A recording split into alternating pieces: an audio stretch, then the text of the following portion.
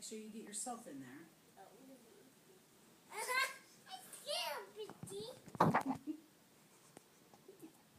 It's so weird. Okay, are we ready? Mm-hmm. All right.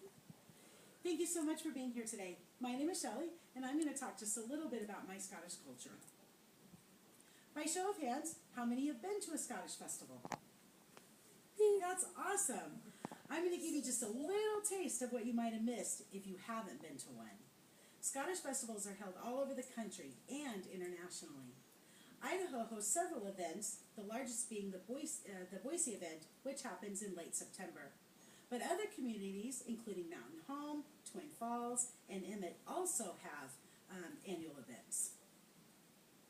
While at a festival, you are likely to hear a variety of bands and vocalists playing and singing traditional Celtic music. Certainly you will see and hear bagpipes and drums. You will often see Scottish and Irish dance. You will likely come across men and women dressed in traditional Scottish attire. And you definitely can count on seeing more than a few men proudly displaying traditional Scottish kilts. Whether you're interested in learning more about your own heritage or discovering if you share a link to a clan, there is usually an abundance of clan representatives available who can help you in your search. If you want to take home a memento of the occasion or a wee bauble to remind you of a heritage, you will find a variety of merchants selling t-shirts, jewelries, or other trinkets that represent the Scottish culture. The highlight of any festival that you might attend is the heavy athletic competition.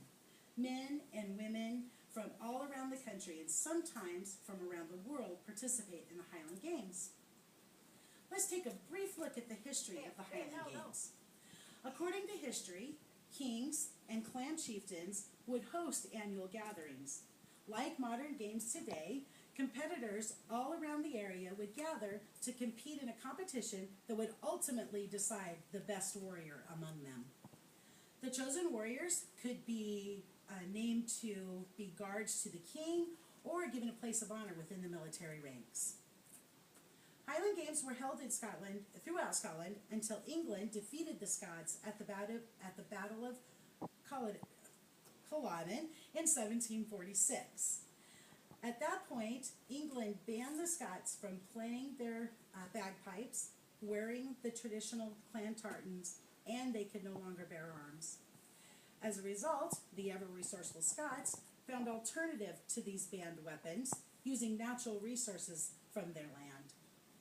Many of these alternative weapons were demonstrated by the competitors at the ancient games. Participants demonstrated strength, stamina, accuracy, and agility using available materials.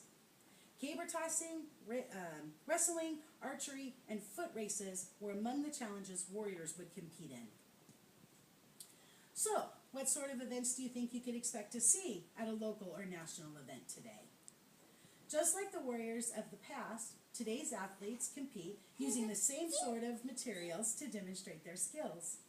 Traditionally, games today feature 5 to 9 events, depending on the location of the games. I'm going to tell you about just a few of the more popular events among spectators and athletes.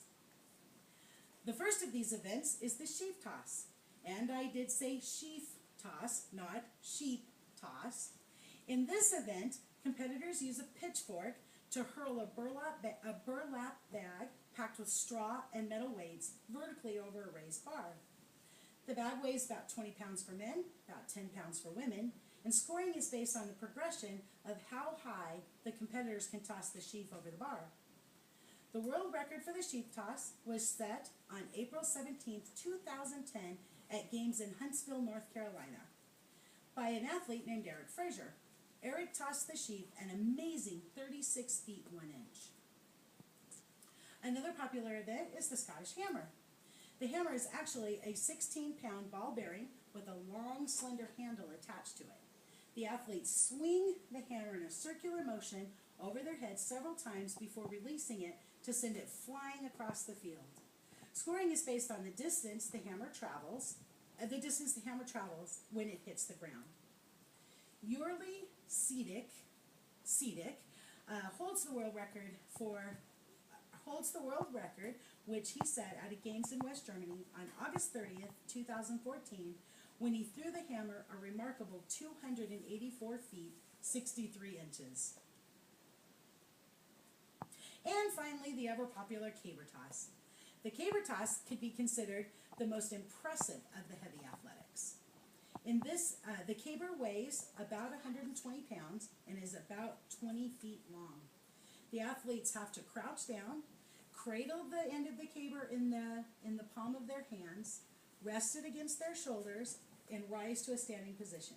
Once the caber's balanced, the athlete runs to gain momentum before planting his feet and tossing the log so that it flips end to end. Scoring for this event is based on a clock face in perspective of the thrower. So if the thrower throws it straight ahead, it would be 12 o'clock, and that's a perfect score. According to the Guinness Book of World Records, the largest caber ever tossed was 25 feet long and weighed 280 pounds. That's a really big stick. Do any of these events sound exciting? Would you like to be a part of the world celebration of Scottish culture and heritage? If you are interested in furthering your knowledge of Scottish heritage and tradition, there are several options locally available to you. The Scottish American Athletic Association has a local chapter here in Boise. The SAAA is a professional sanctioned body that provides a platform for Scottish Highland athletes. Members of the SAAA host practices for beginners and advanced athletes, as well as several competitions locally and across the Northwest. You can see more about the SAAA at SAAA-national.org. Also, the Treasure Valley Scottish American Society holds an annual Celtic Festival and Highland Games in Boise in late September. They're always looking for volunteers to help out with their event. You can find out more about them at idahoscots.org. As you can see, there are several ways you can be involved or simply explore the Scottish culture. You can become an athlete, you can volunteer at a local festival, or just by observation. Whether you are of Celtic heritage or not, choosing to be a part of this cultural celebration is a great way to expand your knowledge and develop a connection to the ancient past. Thank you all so much for taking time to be here with me today. I hope you have learned something special or something new about the Scottish culture. Remember, keep calm and throw heavy things.